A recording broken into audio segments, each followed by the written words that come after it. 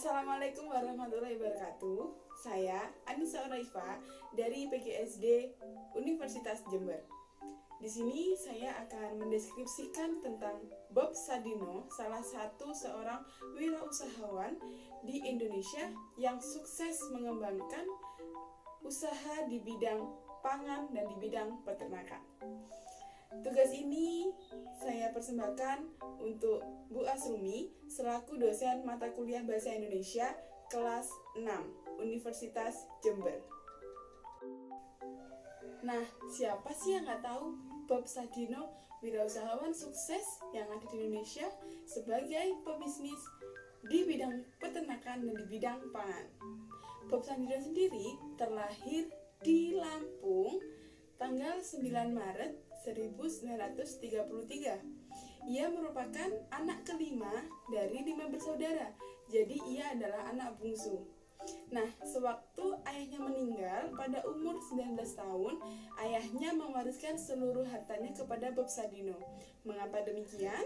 Karena saudara-saudara Sadino itu sudah dibilang cukup mapan, sehingga harta warisan, harta kekayaan orang tuanya Bob Sadino dilimpahkan kepada Bob Sadino.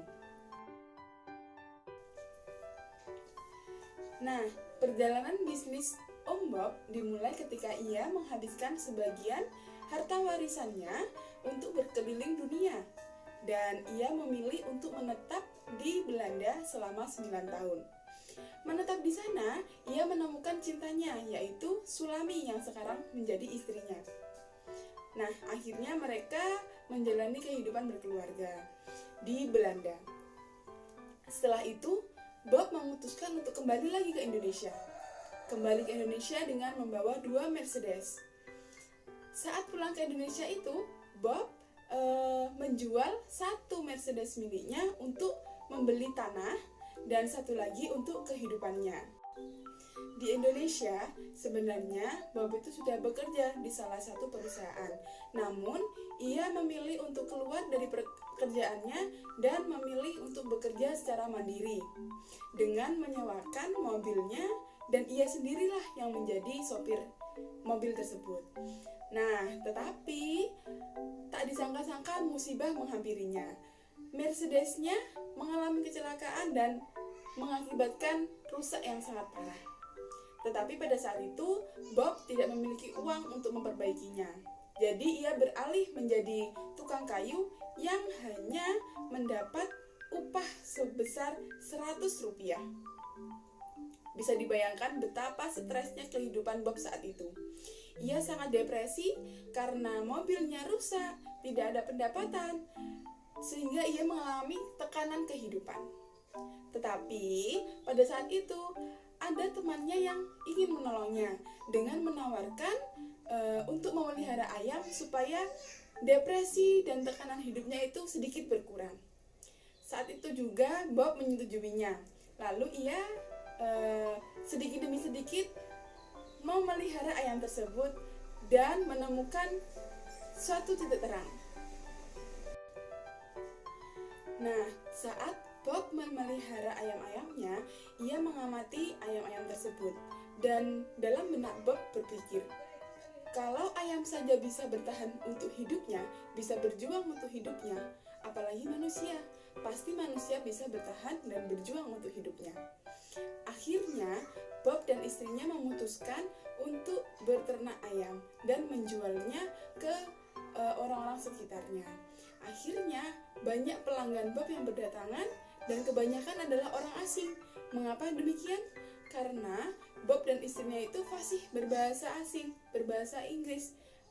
Dan komunikasinya terjalin dengan pelanggan. Akhirnya pun usaha Bob sedikit demi sedikit berkembang. Ya, karena kerja keras Bob dan istrinya itu, pelanggan pun mulai semakin banyak, dan juga usaha yang ia geluti semakin berkembang. Tapi dari sekian banyak pelanggan, pastilah ada yang namanya komplain dari pelanggan, cacian, makian. Nah, tapi Bob tidak menanggapi hal itu sebagai hal yang bisa memperburuk dirinya. Malah Bob menggunakan cacian dan makian pelanggannya sebagai kaca agar bisa meningkatkan pelayanan dan mengembangkan inovasi untuk bisnisnya ke depan.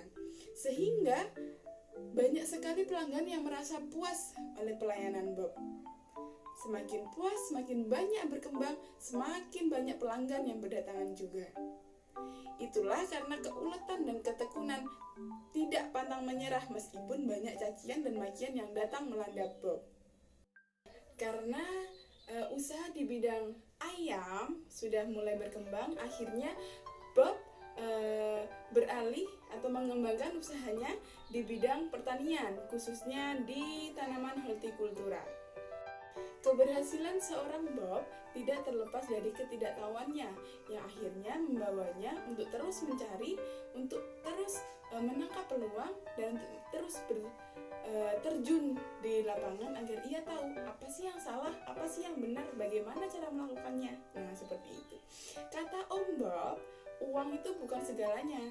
Yang terpenting adalah kemauan, berani mencari, komitmen, dan juga menangkap peluang. Itu adalah kunci sukses dari Om Bob. Nah, satu lagi kata Om Bob, setinggi-tingginya pangkatmu, kamu adalah karyawan. Tapi sekecil-kecilnya usahamu, kamu adalah bosnya. Nah, mungkin itu saja yang bisa saya sampaikan. Semoga Bob Sadino kali ini bisa menginspirasi kita untuk terus berwirausaha dan terus mengembangkan bisnis yang kita jalankan. Akhir kata, wassalamualaikum warahmatullahi wabarakatuh.